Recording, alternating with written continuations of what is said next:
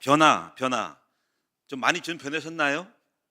이 말만 하고 변화 안 되면 이제 그냥 그런데 어쩌거나 여러분이 변화에 대한 말씀했으니까 변화될 줄로 믿습니다. 오늘은 여러분 변화를 위한 네 가지 조건 이런 말씀입니다. 우리가 변화를 꿈꾼다면 여러분이 좀 뭐를 좀 써야 돼. 지혜를 얻어서 어떻게 바뀔까 이걸 생각을 하셔야 한다고. 어떻게 내 통장에 돈이 많아질까 생각을 해보셔야 한다고. 그죠? 몸이 약한 사람이 어떻게 건강해질까 생각하셔야 돼요. 우리 가정이 다 예수님 믿으면 얼마나 좋을까. 이걸 여러분 목표를 가지고 어떻게 해야 될까 이거를 여러분이 하셔야 됩니다. 이런 것들을 이제 보고 사업을 어떻게 잘할까. 지금 이 연 매출이 얼마인데 어떻게 할까. 장사를 어떻게 할까라고 할 때 조건을 찾아야 돼. 조건. 될 수밖에 없는 조건, 되어지는 조건을 찾아야 한다는 거죠. 제가 항상 하는 말은 하는 게 아니라 되어져야 된다. 그럼 여러분 하려고 하지 말고 되어지는 조건을 찾는 거를 추구해 나가는 삶. 1년이고 2년이고 그 조건을 만들어가면 오늘날 되어져 있다고. 이거를 이제 만들어 가야 돼요. 그래서 여러분 이 조건에 대한 거를 얘기하려면 많아요. 교회가 부흥되려면 어떤 조건이 필요할까? 어떤 조건이 필요할 것 같아요? 여러분 이제 하나님 믿는 기독교가 지금 한 5억 된다 그래요. 25억이면 뭐 지금 현재 몇 억입니까? 80억입니까? 60억, 뭐 80억 되나 모르겠네. 한 3분의 1 정도 되는데 이건 여러분 이제 천주교, 캐톨릭 그리고 또 이제 동방정교회, 로마 교회가 동방정교회 서방으로 갈라지면서 서방에는 캐톨릭으로 그리고 동방에는 러시아 쪽으로 정교회가 생겼어요. 그리고 이제 서방 쪽에는 이제 캐톨릭으로 가다가 개신교가 1517년에 빠져나와 가지고 개신교가 된 거예요. 그래서 이게 전부 통틀어서 25억이거든요. 그래서 한국 이렇게 개신교 기독교는 한 6억 정도 된다 그래요. 6억 정도. 정확한 약으로 약 대략적으로 좋다. 하여튼간에 근데 이렇게 예수님 믿는 종교가 기독교가 2000년, 2025년 한 30년 빼면은 예수님 부활하신 후 30년 AD 30년 잡고 하면은 2000년 정도 25년이니까 2000년이잖아요. 어떻게 이렇게 한 분의 그분이 역사가 초대교회는 120명의 역사가 이렇게 수십억으로 지구의 인구수에 있어서 완전히 판을 바꿨을까라는 것을 생각하셔야 됩니다. 참 놀랍죠? 근데 우리 예수님의 이 방법이 뭐였냐면 이 조건이거든요. 예수님은 권위적으로 하지 않았어요. 여러분 우리가 다스릴 때 권위적 리더십이 있거든요. 한 사람이 막 수천 명 하는 거 그거 오래 못 가요. 그거는 한계가 있어요. 그거는 시설을 많이 모아야 되고 그런 시설을 만들기 어려워요. 그거는 보편성이 떨어져요. 항상 우리는 보편적인 걸 해야 되거든요. 그러면 여러분이 예수님의 방법은 이거예요. 한 사람이 12명을 감당하는 거죠. 그 12를 할 때 이것이 세계를 바꾸는 굉장한 조건이에요. 그리고 여기서 예수님의 리더십은 권위적으로 막 다스리고 명령하듯이 고압적인 게 아니고 발 씻는 종, 서반트 리더십이에요. 섬기는 거예요. 이게 왜 중요하냐면은 사람들을 이렇게 많이 살리고 도우려면 섬기는 일이 벌어져야 되거든요. 그렇잖아요. 섬기는 일이 벌어지면 섬김의 리더십이 계속적으로 연속적으로 나가야 돼요. 사람들은 안 섬기거든. 머리에만 있고 탑으로 있어가지고 부리려고 하니까는 그 부리려고 하고 자기 높은 사람으로 봉사를 안 하면은 안 일어나는 거예요. 그래서 봉사가 일어나고 막 섬기는 일이 일어나야 돼. 어떤 다른 사람을 위한 영혼을 섬기고 케어하는 멘토링이 일어나야 한다고. 그런데 그 멘토링이 되려면 섬김의 영이 임해야 돼요. 섬김의 영이 되려면 이에서 탑에서 섬김이 이루어져야 돼요. 예수님이 12제자에 대한 거를 섬김으로써 발신은 서반트 리더십이라 그래. 섬김으로써 섬김의 영이 흘러서 12제자 똑같이 섬김으로써 섬김의 영이면서 기독교는 섬김의 영이야. 그래서 발신은 서반트 리더십이래. 종의 리더십인 거예요. 그래서 섬김으로써 막 섬김이 이루어지니까 부흥되는 거예요. 교회도 마찬가지. 교회가 내가 만약에 탑이 고압적이고 권위적이면요, 다들 고압적으로 해가지고 높은 자리에만 있으려지 아래를 안 내 섬기지 않아요. 부흥이 안 되는 거예요. 이걸 여러분 아셔야 됩니다. 물론 이제 고압적으로 뭐 조직적으로 통솔적으로 시스템으로 가버리면은 어떤 그 압박과 고압으로 권력으로 권위로 잡을 수 있지만은 그건 세계를 보고 못하는, 그건 억지로 복종하는 척하는 거예요. 그리고 어떤 조건이 붙어요. 페이가 붙거나 그렇지 않으면 실패하거나 압박을 줘가지고 겁을 줘가지고 그거는 오래 못 가고 도망가려고 그러는 거예요. 그래서 항상 예수님의 방법은 조건이 뭐냐면 섬기는 거예요. 소그룹으로 섬길 수 있는 영을 집어넣을 때 세계를 바꾸고자 하는 마인드가 나온 거예요. 그래서 예수님은 초창기부터 세계적인 변화에 대한 동기 조건은 한 사람이 12를 섬김으로써 섬김의 영이, 그것이 리더십이라는 것을 보여주면서 섬김의 영이 전달돼서 지금도 여러분 섬김으로써 여러분이 영혼을 케어하는 일이 벌어지면서 그것이 또 파급돼 가지고 계속적으로 섬기는 일이 벌어지는 거예요. 이것이 바로 종의 리더십이고 세상을 바꾸는 조건이었던 거예요. 여러분 이거를 여러분 잘 아셨나 모르겠네요. 여러분이 우리가 내가 안 섬기고 높은 자리에 있으면 다 안 섬긴다고, 그 영이 흘러가서 안 섬긴다고, 그러면 안 섬기기 때문에 안 일어난다고요. 이걸 여러분 아셔야 돼요. 세계가 바뀐 것은 주님의 리더십입니다. 여러분들이 이런 어떤 조건들을 아셔야 한다. 변화 메이커, 체인지 메이커가 돼야 한다. 그리고 내가 여러분 말씀드린 것이 이 섬김의 영이 임했을 때 가지론, 나무잎과 가지에는 수많은 잎이 붙어 있죠. 그 잎이 무성해요. 잎알에 하나하나 잎사귀를 보면은 잎사귀는 가지가 붙어 있어요. 그 가지는 여러분 제자예요. 그 섬김으로 제자가 가지를 붙이는 거예요. 그 가지가 수많이 많을 때일수록 수많은 잎이 넘쳐서 그게 부흥인 거예요. 그럼 이제 그 가지 속에 흘러가는 것은 생명이거든요. 세 가지입니다. 예수 생명, 능력, 축복, 전도의 마인드 들어가면요, 그 생명의 가지는 뻗어나갈 수밖에 없어요. 그래서 여러분이 생명을 주기 위해서 맨 위에서 강단에서는 예수가 흘러가야 돼요. 그리고 능력, 삶의 증거가 나와야 되고, 전도라는 마인드가 나갈 때 가지는 뻗어나가서 번성하게 돼 있어요. 그래서 오늘 여러분 제가 다른 거 안 한 이유는 어디 제가 삶을 보이고 제가 말로뿐 아니라 생명과 능력을 보이는 증거를 보이는 거는 그 생명의 전달자예요. 개 가지에 붙은 사람이 똑같은 생명을 낳을 때 생명을 낳는 운동이 예수 생명 운동인 거예요. 이것이 교회의 본질입니다. 그래서 이것을 위해서 여러분이 이제 이런 것들이 제가 말씀드리는 교회 부흥의 원천이고, 아마 앞으로 이렇게 계속 갈 때는 어마어마하게 부흥될 겁니다. 제가 오늘 말씀드린 거는 그 내용을 말씀드리려고 하지만은 본질은 조건에 대한 얘기이기 때문에 이게 내 얘기 나온 거예요. 오늘 여러분도 변화를 위해서 이 조건을 찾아야 되는데, 여러분의 꼭 네 가지를 갖추면은 반드시 변화가 일어난다. 할렐루야. 그래서 오늘 여러분 네 가지를 마인드로 여러분 잡으셔서 변화의 메이커, 여러분 변화시킬 수밖에 없는 사람으로 되어지기를 주의 이름으로 축원드립니다. 그러면 첫 번째로 자신의 문제부터 발견하자.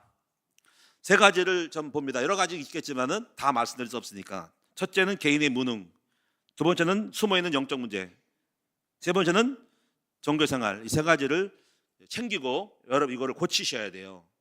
자, 개인의 무능이 뭘까요? 일단 개인이 무능하면 변화가 안 일어납니다. 어떤 무능일까요?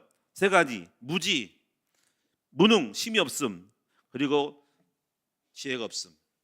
그럼 여러분 변화가 안 일어납니다. 이 세 가지를 여러분이 고쳐야 된다. 그래서 무지라는 거는 성경 구절은 호세아 4장 내 백성이 지식이 없어 망한다. 자, 여러분 아는 것이 힘이다. 자, 정보화 시대. 여러분 알고 있으면 밥 먹고 살아요. 기술, 여러분 테크닉 아는 거잖아요, 그렇죠? 운전 기술, 운전에 대한 지식이에요. 자, 컴퓨터를 다루는 기술자, 소프트웨어, 하드웨어 기술자입니다. 자, 인공지능 기술자, 공학도, 과학도.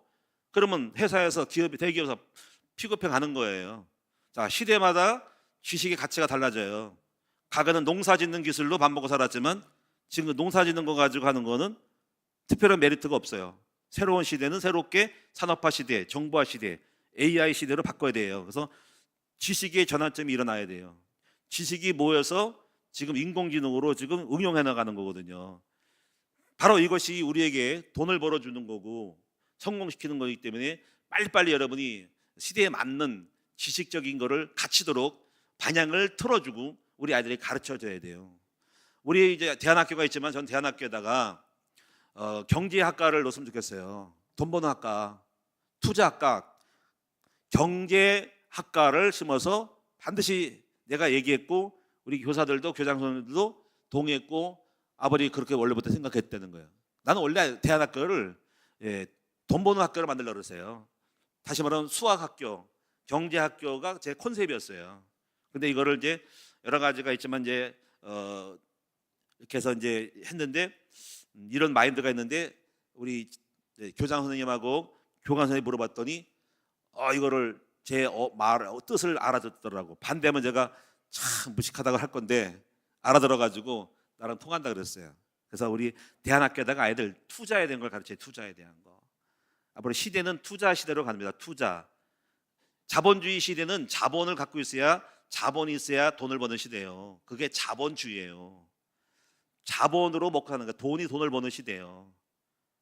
여러분 요거에 대해서 깊이 말씀드릴 수 없고, 자 투자는요 미국은요 45%가 투자예요. 금융으로, 연금으로, ETF로 다 투자해서 먹고 살고 대한민국은 9%고 일본은 12%래요. 대한민국은 군명에 빠져가지고 안 된다고. 과거에는 산업사회는 농사짓고 살았지만은 앞으로의 시대는 금융에 대한 투자에 대한 지식이 없으면 하층으로 전락하는 거야. 경제의 하층이 되는 거예요.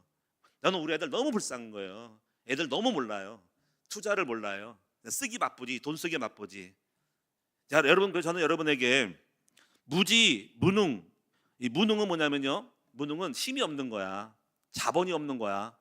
저는 무능을 겪은 사람이에요. 우리 부모님 돈 물려준 것도 없고 아무런 힘도 없는 사람으로 할 게 없었어요. 저는요. 대학도 중학교도 못 갔으니까 얼마나 오죽하면은 아들을 중학교를 못 보냅니까? 예? 생각 얼마나 이게 정말 이거 웃기는 거예요. 솔직히 해가지고 아니 자식을 하나밖에 없는 자식을 갖다가 중학교를 못 보냈다. 그만큼 우리 집이 가난하고 내가 한스럽게 여긴 거예요. 돈 없으면 아무것도 못 하는 거예요. 그러니까 여러분 왜 못 할까요? 아파도 병원에 못 가고, 응? 여러분 돈의 싸움이잖아요, 그렇죠? 무슨 소송 걸렸다. 여러분 돈 많은 사람은 소송비 될 수 있어서 이기는 거고 돈 없는 사람은 소송 변호사 못 사는 거예요. 시간 끌면은요 돈 딸려가지고 결국 두 손 든 거예요. 대기업하고 소송 걸면 못 이긴다고 장기적으로 가면은. 오늘 여러분에게 저는 여러분 무지를 깨우라, 많이 알라. 그리고 시대의 흐름을 따라서 무엇이 필요한지에 대한 지식을 얻고 경제가 흐르는 지식을 받아라. 두 번째 무능을 벗기도록 여보니 힘을 키워라, 자본을 키워라. 그래서 유대인들은 이미 돈의 힘을 알아고 어릴 때부터 저축, 투자를 가르쳐서 성년식이 되고 13, 14살 되는 5천만 원 정도 우리나라 돈으로 그 정도로 돌려서 보내고 그 돈 가지고 네가 투자하게 만들어요. 벤처 창업을 하게 만듭니다. 벌써 뛰어나죠, 그렇죠? 근데 이게 달라요. 우리 애들도 마찬가지로 금융지식에 대한 근맥을 탈출해서 금융지식을 가르쳐야 한다고 생각을 합니다. 제가 그래서 다 증권 개설을 하라 그랬고 개인적인 주식은 리스크가 많기 때문에 하지 말고 나중에 전문가만 하고 ETF 펀드를 하라 그랬잖아요. 장기적으로 회사의 가치에 투자해서 그 회사가 성장하면 나도 성장하는 5년이고 10년이고 묶으면 자본 나온다고. 그거를 어릴 때부터 금융에 전혀 몰라. 어떻게 하는지 모르고 해줄 수도 없고 너무 무식한 거야. 그래서 여러분 이 자본을 만들어서 돈을 만들고 돈이 시간을 가면은 돈이 돈을 만들어줘요. 이것을 여러분이 알게 해가지고 돈의 경제적으로 무효해서 정말 경제는 주인이 아닙니다. 그거는 도구예요. 우리가 차는 목적이 아닌 거예요. 회사 가고 신방 가고 회사 가고 뭘 어디 가기 위한 거지. 그 운전 차는 도구지 돈이 차와 같은 거거든요. 목적하지 않는 올바른 성정적 경제관을 가지고 돈에 빠지거나 돈을 사랑하지 말고 돈을 활용하고 돈을 이용하여 우리의 삶의 자유와 우리 삶의 행복을 누리고 주님 나라를 위해서 쓰임받을 수 있도록 만들어주는 성정적 경제관을 가르쳐주고 돈을 어떻게 버는가를 알려줘야 되는 거예요. 이런 것들을 여러분이 경제 교육을 시켜야 합니다. 그래서 아이들에게 지금의 시대는 투자의 시대, 앞으로 인공지능의 시대 속에서 돈의 흐름이 어디로 흘러가는지에 대한 것을 가르치고 어릴 때부터 막 쓰지 말고 돈 한 푼 아끼면서 그 아이들에게 투자해서 쌓여서 나중에 그 투자 돈이 돈을 벌어주는 방법과 길을 열어주는 것이 부모 역할입니다. 그래서 무능하지 말고 돈을 굴려서 자본주의하는 돈을 벌게 하는 투자법을 알려줘서 무능하지 말고 자본을 가지고 더 자본을 만들어가는 것을 배워야 되고 그다음에 지혜가 없어. 그래서 여러분 이 지혜에 대한 지혜는 응용이거든요. 지혜는 응용이에요. 자, 그래서 여러분이 유대인들은 그래서 지혜를 가르치죠. 그래서 하나님을 아는 것이 지혜의 근본이다. 왜 하나님을 아는 것이 지혜의 근본일까요? 하나님을 알면은 세계를 알게 돼요. 하나님은 역사를 알게 되고 인간의 영혼력을 알게 되고 철학과 정치와 모든 구조를 알게 되고 세상이 어떻게 진행되어지는가는 판도라를 열 수 있는 것이 하나님이라는 가장 중심에서 모든 세상을 바라보는 거예요. 국가와 역사와 문화와 정치와 모든 돈과 인간의 내부 그런 흑암들, 악령들, 세상의 문화 다 알 수 있는 것이 하나님을 아는 것이 다 나오는 거예요. 그래서 하나님을 아는 사람들은요, 가로나 세로나 좌우로나 원으로 다 합니다. 뻥 뚫려서 세상에 대한 걸 손바닥에 들고 돼 있습니다. 할렐루야. 역사의 흐름이 뭔지 알게 되는 거예요. 그리고 이제 여기서 이제 우리가 뇌 구조를 바꿔서 여러분이 뇌 구조를 바꾸는 패러다임을 바꾸는 훈련을 해야 됩니다. 뇌 훈련을 해야 돼요. 뇌후련.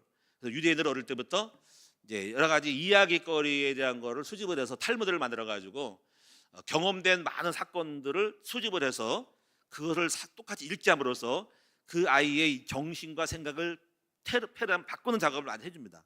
그래가지고 애를 깨우면서 토론하고 반복하고, 그리고 생각을 막지 말고 엉뚱한 생각, 창의적인 생각, 거꾸로 보는 세상, 틀린 생각, 그리고 상식이 아닌 비상식적인 것도 거부하지 말고 미련한 놈이라고 하지 말고 받아들이면 하려면서 생각의 다양성에 대한 거를 사고력을 키워줌으로써 창의가 나오고 창조가 나오면서 그 아이들이 세상을 바꾸는 거예요. 이것이 뇌훈련, 사고훈련인 거예요. 이게 지혜교육이에요.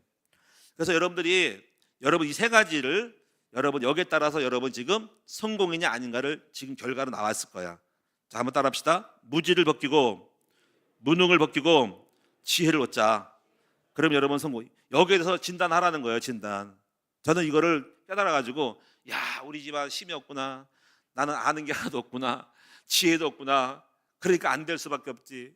근데 정말 감사한 것은 하나님을 알게 되면서 하나님을 여호와를 아니까 지식이 생기고, 그리고 또 무능에 대한 거를 여호와는 나의 힘이오니 내가 무엇을 두려워하리요. 하나님을 빼끄란 삼아가지고 힘을 키워왔고, 그리고 자본, 교회도 마찬가지예요. 땅을 사고 교회가 여기까지 온 거는 무조건 어디서 후원 받아가지고 온 게 아니고 순수하게 개척교회부터 땅을 사서 누구 백그라운드로 누가 왕창 돈을 주고 복권 당첨한 것이 아니고 순수하게 자본을 가지고 이걸 키워서 자본을 만들고 자본이 자본을 만들어서 여기까지 온 거예요. 그래서 알아요, 제가요.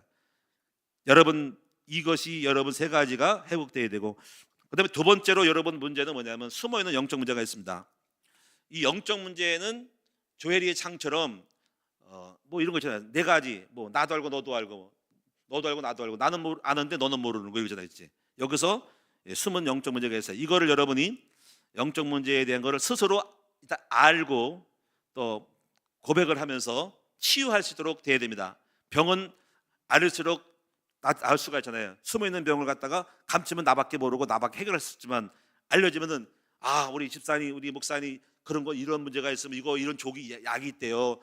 그러면 여러분 내가 알려줌으로 하려면 누가 나를 도와주고 좋은 길을 열어주는 거잖아, 그렇지? 그러니까는 병은 고백을 해야 된다.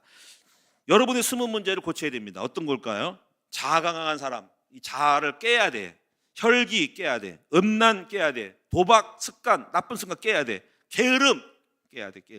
교만하여 시기함, 말을 함부로 함, 이거 전부 다가 영적 문제예요. 이러면 성공 못해. 이거 다 고치셔야 된다고. 그리고 종교 생활은 뭐냐면 여러분 이거는 교회 다니는 사람들이 해당되는데 호람대 의식, 이거 이제 말씀드릴 건데 하나님의 임재 의식이 부족해서 자꾸 흔들려. 정체성이 없어. 이것도 여러분이 이거 종교 생활이고요. 정말 여러분이 자꾸 시험 들고 삐지고 줏대가 없어. 줏대가 없고 그래서 여러분이 자꾸 상황에 밀려다니고 끌려다닐 때 이런 사람들은 두 마음을 품은 사람은 주께 응답하지 못하라고 야고보 1장에 말했어요. 이거 오버페이스 하는 거지. 속아 자꾸 속아. 감정에 말에 상해 속아서 하는 거 전부 다 보면 알거든요. 속아가지고 무리하게 말하거나 행동함으로써 그것이 바로 리스크가 돼가지고 그 사람을 경계하게 되고 그 사람을 존중하지 못하게 되면서 함께하지 못하면서 실패할 수밖에 없어. 그래서 이런 것들이 여러분이요 종교 생활을 하면 안 된다는 거지. 코람데오 의식을 가져야 한다는 거예요. 자, 여기서 이제 세 가지를 꼭 여러분이 이제 발견하시기를 바랍니다. 자, 그러면 큰 두 번째로 그러면 여러분 변화를 원한다면 네 가지 조건을 갖춰야 된다. 몇 가지요? 네 가지, 오늘 네 가지.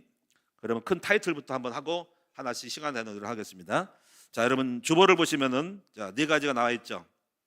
한번 따라합시다. 코람데오 의식. 두 번째, 따라합시다. 개인, 나 홀로 힘을 얻는 비결을 배움. 세 번째, 항상 겸손과 복종의 자세. 네 번째, 믿음의 눈으로 문제를 바라보는 시선. 오늘 네 가지만 할 거예요.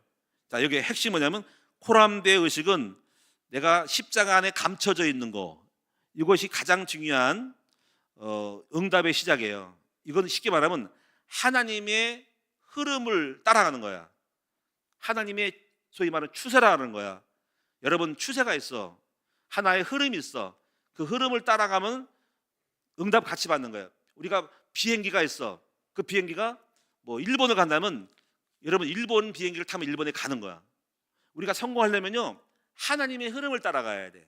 이거 하나님의 추세라 그래요. 이것이 바로 뭐냐면 여러분, 코람데 의식이에요. 이 코람데 의식이라는 말은 면전 의식을 말하는데 단순히 하나님 얼굴을 가까이 보는 게 아니라 하나님 안에 감춰져 있고 십자가 안에서 하나님이 약속하신 십자가 안에 감춰 있는 거야. 그래서 제가 볼 때 이거는요, 십자가 안에 감췄다는 말은 이걸 보시면은요, 자, 꼭대기는 하나님, 자, 그리고 밑에는 땅, 천, 지, 가운데가 인이야. 천지인이야. 자, 근데 중간에 인간이 천지의 하나님과 하나님이 땅을 다스릴 때 인간이 가운데 있는데, 바로 십자가 가로는 오른쪽에는 기준, 율법이 있어. 율법을 따라서 이 우주는 다스리는 거야. 그러면 여러분, 왼쪽에는 상황이야. 상황에 따라서 상황을 응용하는 거야. 전체가 하나님 안에 코람되어 있는데 우리 어디에 감추면 예수 십자가 안에 감춰져 있어서 주님의 이 우주 만물을 다스리는 절대적인 주권 속에서 흐름을 따라 주님의 뜻을 이루어가는 경륜 속에 들어가 버리면요, 우리는 부산 가면 부산 가게 되는 거고 축복 속에 들어가면 축복에 들어가는 거야. 그래서 하나님의 절대적인 주권에서 예수 그리스도 안에서 우리에게 주신 말씀을 따라 상황을 헤쳐나갈 때 우리는 굉장히 흐름을 타고 그분이 원하시는 자리에서 우리 성공하는 자리에 들어가는 거예요. 이걸 여러분 아셔야 한다는 거야. 이것이 바로 코람데 의식이다. 그래서 코람데 의식은 여러분이 여기 나와 있지만은 먼저 가장 중요한 변화와 기준점, 중심과 줏대의 차이라는 거야. 여러분, 중심과 줏대를 갖고 있을 때 견고하게 하나님 안에서 내가 쓰는 거야. 그래서 하나님이 나를 아시고 내가 주를 알고 내가 주 안에 감춰져 있는 십자가 안에 감춰져 있을 때 나는 그분의 언약 안에 들어갈 때 우리는 성공할 수밖에 없는 사람이 되는 거야.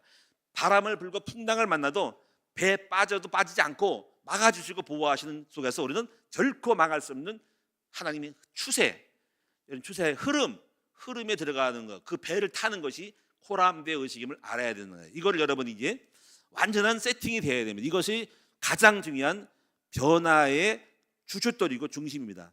그래서 제가 이제 저도 그렇고 저는 제 인생을 주님께 초점을 맞췄어요. 저는 우리 하나님의 절대적인 주권을 믿고, 그리고 여러분요, 우리가 하나님이 다스리시는 그거를 알아요. 로마서 10장 보면 모든 만물이 주에게 나오고 주로 말미암고 주께 돌아가서 역사의 모든 흐름은 결국 주의 뜻대로 이루어지는 것이 되는, 이것이 하나님의 경륜인 거예요.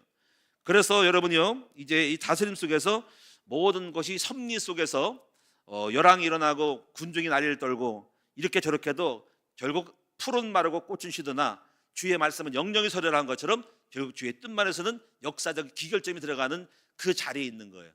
저는 그래서 오직 예수 그리스도 안에 있고 그리스도 안에서 거하기를 원하고, 하나님이 걸어가시 예수가 잡았던 것을 잡는 삶이 될 때 저나 우리 교회는 안전한 거예요. 안전.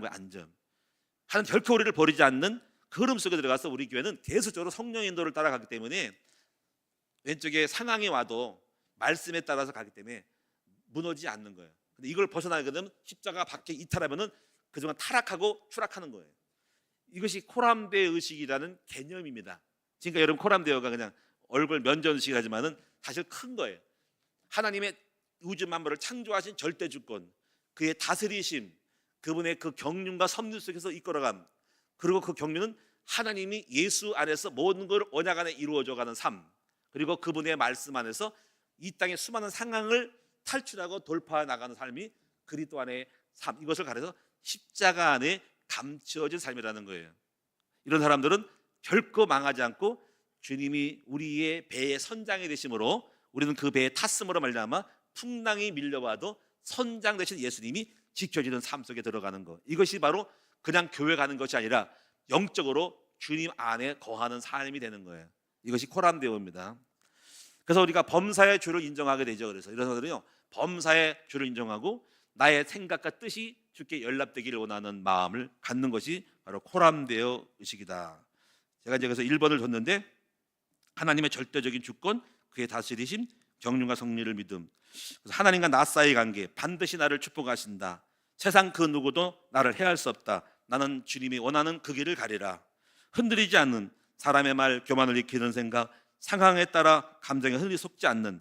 그래서 이거를 범사의 주를 인정함으로 주님이 나와 함께 내가 주님 안에 동행하는 삶을 살 때 바로 노아처럼 세상은 망하고 흔들려도 하나님의 경륜을 따라갈 때 결국 방주를 짓고 마지막 최후의 순간에 방주여서 살아남는 삶, 이것이 우리들의 모습이 되는 거예요. 그래서 이것이 바로 노아가 하나님과 동행했다. 그리고 그는 완전한 사람이라는데 생애가 완전한 것이 아니고 하나님 안에 거하는 것이 안전한 거예요. 부족하더라도. 자, 이해되셨나요? 자, 한번 따라합시다. 코람데오 의식 이해하기 원합니다. 알기 원합니다. 여러분 코람데오 한번 깨달아 보세요. 이것이 첫 번째예요. 가장 중요한 주님의 흐름을 타는 거, 주 안에 감춰져 있는 삶.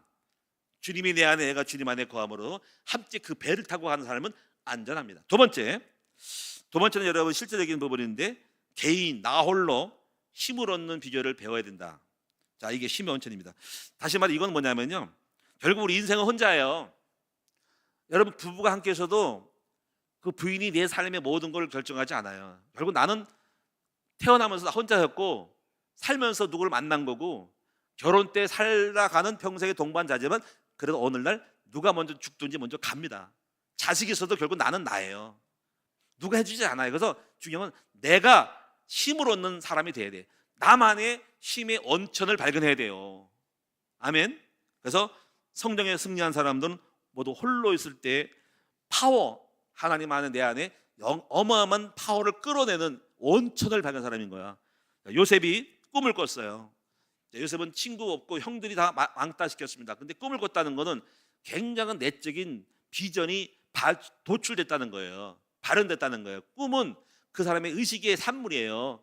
프로이드의 꿈 해석처럼 꿈은 내 생각의 산물이에요. 나쁜 생각하면 나쁜 꿈을 꾸는 거고, 좋은 꿈은 좋은 꿈이 나오고, 영몽이 나오고 악몽이 나오는 거예요. 꿈은 생각의 의지의 표현이고, 프로이드가 말한처럼 자아의 묶임이 풀렸을 때 꿈에서 돌출돼서 숨어있는 잠재의식이 무의식에 표출되는 것, 나오는 것이 꿈인 거예요. 꿈을 보면 그 사람의 심리를 알 수 있는 거예요. 그래서 꿈을 꿨다는 것은 굉장히 뭔가 깊은 생각에 빠져서 그 사람이 꿈도 좋은 꿈이었어요. 이게 형들이 절하는 꿈, 해와 달이 절하는 꿈이니까 굉장한 하나님과의 비전이 돌출되어 있고, 기도를 통해 가지고 비전이 영들어지고 그런 숨어 있는 것이 있고 그 꿈대로 된다는 거예요. 그다음에 다니엘은요, 여러분이 바벨론으로 포로 갔을 때 막 열을 몇 살, 17살, 20살 청년 때 뜻을 정했다 그러잖아요. 뜻을. 내가 바벨론 가면은 망하겠다. 외국 나라 가면은 나를 잘 대우해가지고 맛있는 사나짐이 먹고 뭐 여자 붙이고 육적인 거를 먹으면 세상에 빠지면 망했구나. 하나님 다 잃어버리고 우상숭배했구나. 끌려갔구나. 줏대를 세워야 되지. 해서 내가 하루에 3번씩 기도해야 되겠다라고 먹은 거야. 이렇게 뜻을 정해서 내가 하루에 3번씩 아침 저녁으로 기도하겠다. 이렇게 해서 기도의 힘의 원천을 가지고 유혹에도 이길 수 있는 힘이 된 거예요.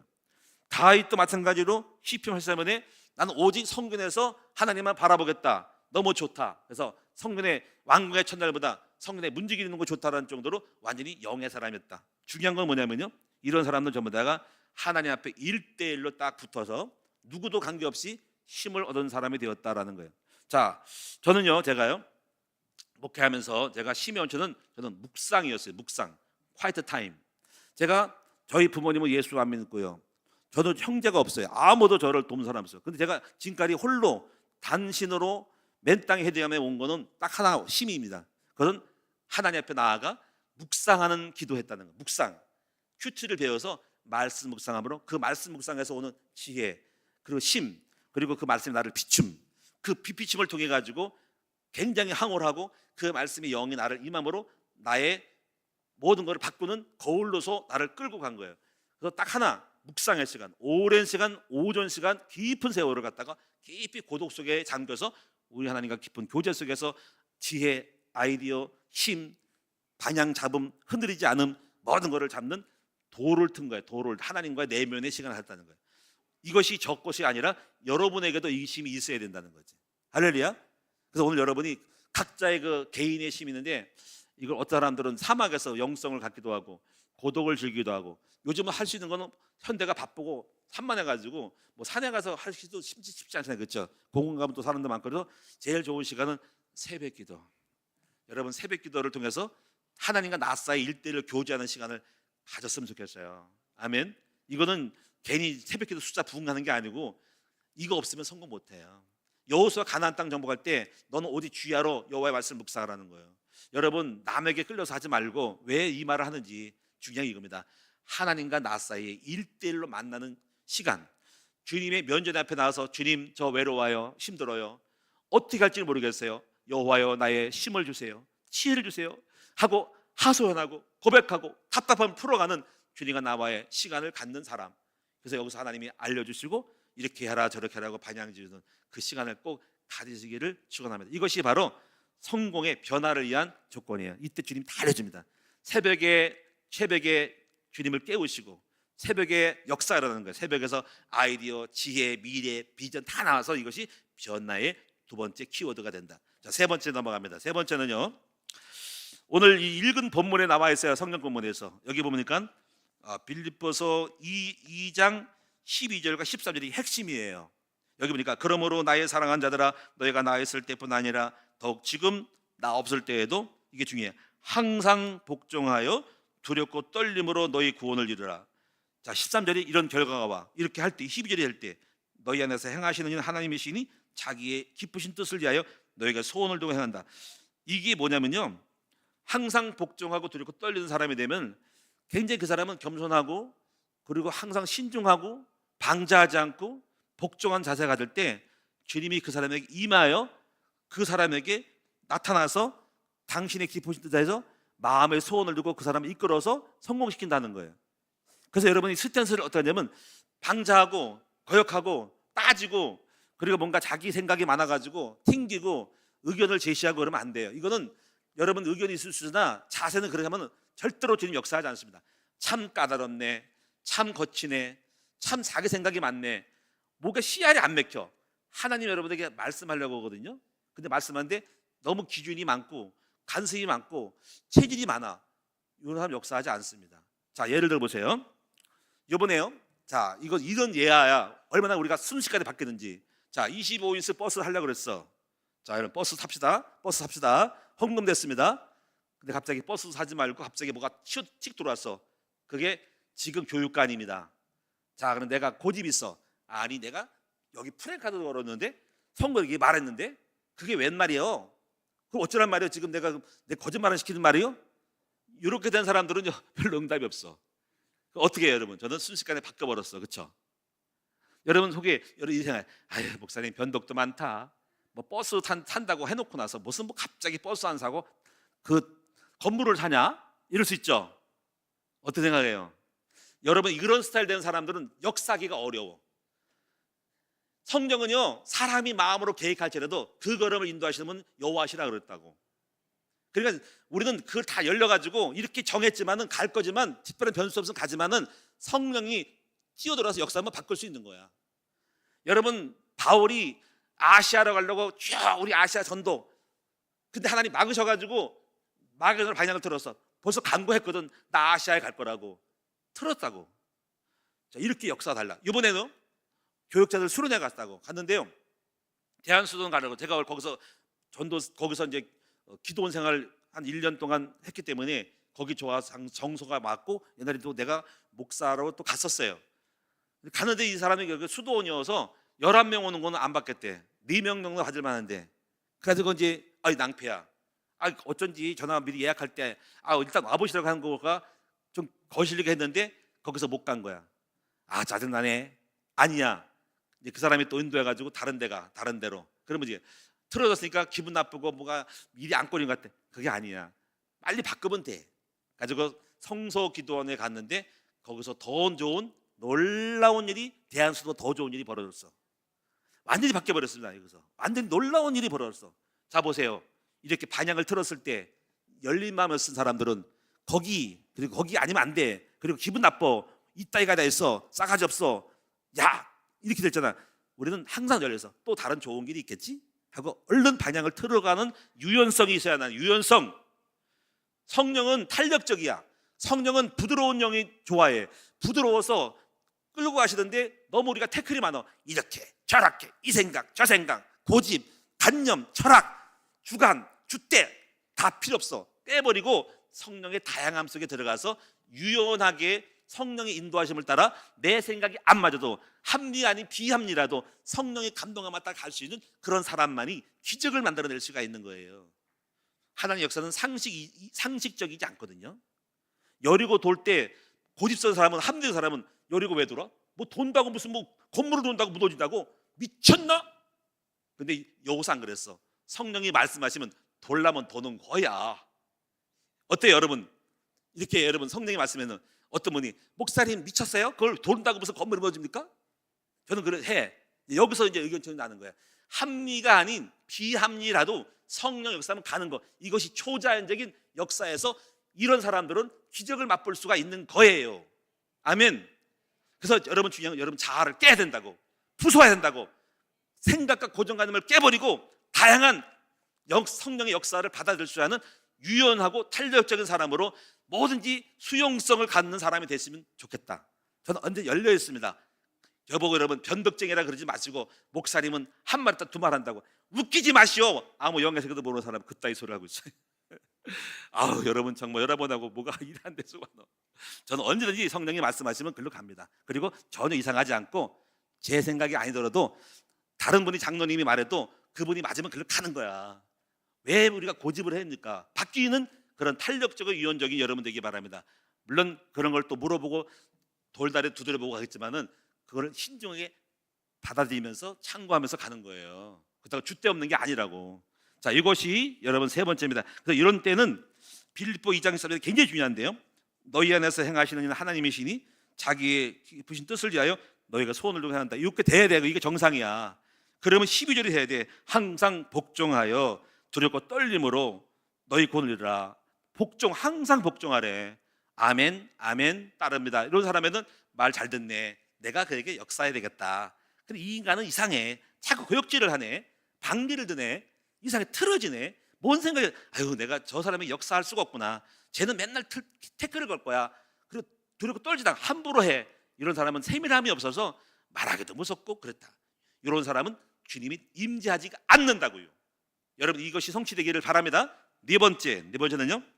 네 번째, 믿음의 눈으로 문제를 바라보는 시선. 자, 이제 이게 믿음인데요. 1번, 2번, 3번은 지금까지 준비야. 우리가요 사각정을 보면은 100% 보면은 네 가지인데 25% 20% 점수를 주자고. 나머지 75% 빼고 75%는 지금까지 준비였어. 그게 스탠스 자세고 실전은 네 번째 25%입니다. 이제 믿음으로 이제 가는 거야. 이게 믿음에서 안 되면 다 빵인 거야. 자, 이제 여러분 문제를 만났어. 이제 문제가 이제 응답이 시작인데 문제를 만날 때 자세 기쁘다. 자, 문제 만나면 따라합시다. 문제 만나면 일단 기쁘다. 기쁘게 여기셔야 돼. 기분 나빠. 그게 믿음인 거야. 기분 나쁜 믿음인 거야. 손해야. 나 그렇게 생각하지 않아. 문제는 기쁘다. 좋은 축복이라고 생각해. 그게 믿음인 거야. 제가요, 여러분 이제 제 강의 설교 들었겠지만 간증 들었겠지만은 개척교회 할 때 주인이 월세 올린다. 올리면 속으로 약간 기분 안 좋을라 그래. 짜증나. 왜 이렇게 많이 배로 올려? 그런데 순간 바꿨어. 저도 처음에는 안 됐어. 그러다가 기도해가지고 바꿨어. 기쁘다, 감사하다, 좋은 일 있겠지 하고 기도 속에 들어가서 기분 나쁘고 두려워. 아니 이상하다, 짜증나네. 무슨 뭐 돈을 벌어먹겠다고 돈도 많은 분이 그렇게 이 월세를 갖다가 그렇게 올려. 배가를 내가 30 얼마인데 70을 돼가지고 시흥시 처음 들어왔을 때 아니 건물을 이제 지면서 뭘 월세 받아먹으려고 올려주고 약간 짜증나려고 하는데 아니야 기뻐 감사해 하고 기도 속에 들어가서 싹 바꿔버리면서 저리 기쁩니다. 안 기쁘지만 기쁩니다. 기뻐요. 너무 기뻐요. 정말 기쁨이 오더라고. 그래가지고 했더니 마음속에 오더라고. 기쁘니까 낙심하지 말고 주저앉지 말고 한번 움직여봐 해가지고 제가 나갔어. 가가지고 일단은 가만히 앉아서 치과해가지고 슬퍼하고 원망하지 말고 나가가지고 기쁘니까 나가서 룰루를 하면서 돌아다니는 거야. 길을 찾아야 되니까 했더니 정말 그렇게 되더라고. 누굴 만나가지고 그분이 땅을 이렇게 소개하더라고. 그래서 제가 어쩌거나 그 가정은 여기 설명 못하는데 나중에 보니까 이 생각이 들었어. 만약에 주인이 월세 안 올렸으면 나 망했다. 왜 그럴까요? 여기가 좋사오니. 월세 안 나가니까 좋잖아. 계속 지하실에 있을 뻔했잖아. 그냥 문제가 축복이었어. 그분이 저를 압박해가지고 제가 땅 사는 계획이 됐어. 그러니까 여러분이 우리의 생각은 알 수가 없어. 상황 따라 나쁜 것도 좋게 될 수 있어. 그러니까 여러분이 하여튼 간에 따라합시다. 주님을 신뢰하고 기쁘게 여기자. 아멘. 자, 그래서 제가 이렇게 여러분 조금 적용을 했는데 직장을 잃었어. 아유, 진짜 직장 잃었네. 실직했네. 그렇게 하지 마. 생각하지 마라. 하나님 나에게 더 좋은 직장을 주시려고 하는구나. 뭐 상사다가 상사한테 접었어 그러면 또 장사하면 되지 말고 요거 좀 있어가 망할 거니까 미리 빨리 접수해서 손에 덜 보게 하고 더 좋은 길을 걸려는구나. 이렇게 생각을 바꾸시면 되는 거예요. 자, 몸이 아파. 아이고 내가 교회 다니는데 몸이 아프네. 아니야, 좋게 생각을 해. 앞으로 더 큰 중병이 올 줄 알고 미리 작은 병으로 사인 줘서 빨리 조처하라고, 건강관리하라고 병으로 사인 주는구나. 이렇게 하는 거예요. 어때요? 괜찮죠? 좋은 거예요. 여러분이 뭐든지 문제를 보지 말고 축복으로 해석하는 여러분 되십시다. 근데 이거를 잘 안 되니까 어떻게 해야 돼? 반드시 그냥 되는 사람이 있고 안 되면은 기도 속에 들어가서 생각을 바꾸는 작업을 해야 돼. 자꾸 눌려, 두려워, 짜증날라 그래, 미워질라 그래, 죽고 싶어. 근데 기도 속에 들어가 이걸 다 바꿔버려. 감사로 바꿔. 바꿀 때 감사가 나올 때 그 감사가 기준인 거야. 기도는 그래서 내 생각을 바꾸는 여정 과정이야. 정수기 물 바꾸듯이, 정수기 필터로 교체해가지고 불순물을 걸르듯이 기도는 내 영혼의 생각의 불순물을 걸르는 작업이 기도예요. 이걸 할 줄 아는 사람이 승리하는 거예요. 이걸 믿음의 해석이라 그래. 한번 따라서 모든 문제를 좋게 긍정적으로 기도해서 해석하라. 이것이 믿음인 거야. 그래서 네 믿음으로 되는 거야. 아멘. 자, 그래서 지금보다 더 좋은 곳을 바라보는 기대감과 도전 정신. 그래서 항상 우리는 기대해요. 소망이 넘쳐.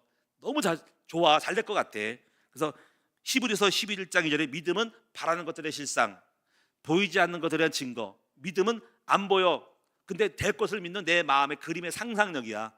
이걸 키우고 늘르라라 기분 좋고 미래를 바라보고 즐거움을 상상하고 그런 자리에 있을 걸 생각하고 나아가는 거야. 보이지 않는 영의 시뮬레이션을 그리고 바라보고 비유 나가는 거야. 그것이 믿음인 거예요. 항상 꿈을 꿉니다. 자, 보세요. 지금 안 이루어졌잖아요. 근데 한국 학교 방주 지어 한국교 살리자. 이거 저희 비전이거든요. 한번 따라합시다. 학교 방주 지어서 한국교 살리자. 이게 비전이 크죠? 학교라는 방주를 교회가 져서 살자는 거야. 제가 어저께 뉴스, 전국에 초등학교 209군데가 폐교, 아이들 안 모여서 한 명밖에 안 모여서 폐교. 서울 강서구에 있는 학교 한 명 모여서 폐교.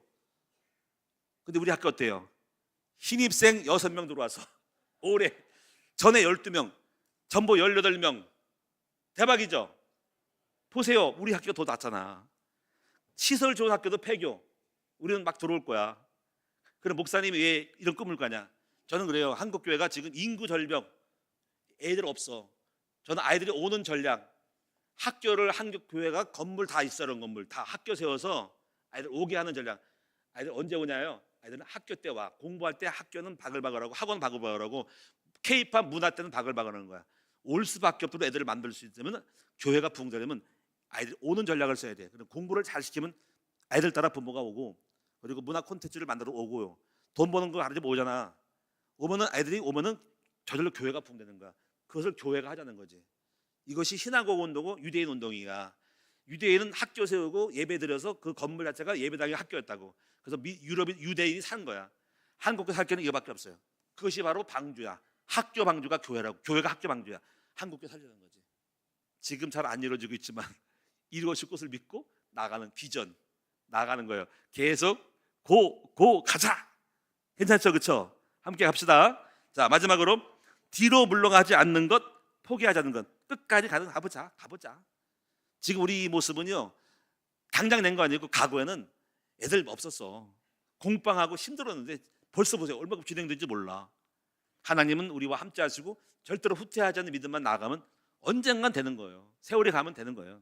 자, 결론적으로 자 이제 정리하겠습니다. 오늘 변화되기를 원하면 무엇이 필요해요? 조건이 필요하다. 여러분이 정말 여러분이 어떤 삶이든 간에 경제에 대한, 가정에 대한 거, 그러면 어떻게 해야 바뀔까라고 하는 그 조건, 여러분 조건이 있어야 돼. 바로 견인차 하는 거, 견인하는 거, 주춧돌이 필요해. 마중물이 필요한 거예요. 이것을 찾아내야 돼. 그리고 만들어내야 돼. 그럼 변화가 될 수밖에 없다는 거야. 이런 축복 속에 들어가기를 바랍니다. 네 가지 한번 따라합니다. 다시 한번. 자, 포함되어 의식. 개인적으로 힘을 얻는 비결. 항상 겸손과 복종할 때 역사하시는 능력. 네 번째, 믿음의 눈으로 모든 사물을, 문제를 바라보는 시선. 정말입니다. 제가 이 네 가지 있어서 지금까지 여기까지 왔어요. 여러분도 함께 축복하고 승리하기를, 변화되기를 축원합니다. 기도하겠습니다. 감사드립니다. 하나님, 우리는 변화의 주역이고 지혜로운 사람이에요. 어떻게 변할지를 오늘 네 가지를 통해서 갖춰서 하나님의 코람대 의식 안에 들어가 주님을 추세를 따라가면 주님이 함께 역사하는 자리에 들어갈 때 우리도 동달아 부산 갈 때 부산 가는 거고 미국 갈 때 미국 가는 거예요. 그 하나님의 흐름을 따라가는 코람대 의식을 갖게 도와주시고 이제부터 개인적으로 힘을 얻는 사람으로 속일 수 없는 능력을 갖는 우리 모두가 되게 하심으로 말미암아 오늘 승리하는 우리 모두가 되게 하여 주옵소서. 예수님의 이름으로 축복하며 기도드립니다. 아멘.